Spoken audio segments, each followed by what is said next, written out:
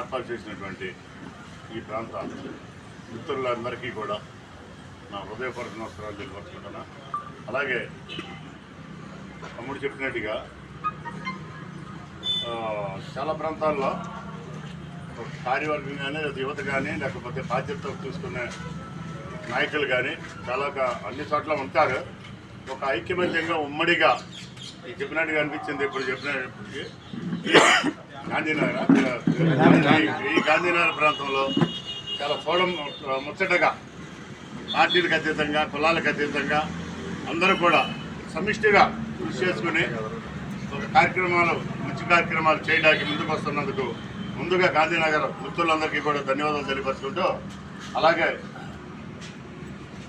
వంగవీటి మోహన్ రంగా గారు ఒక కులంగా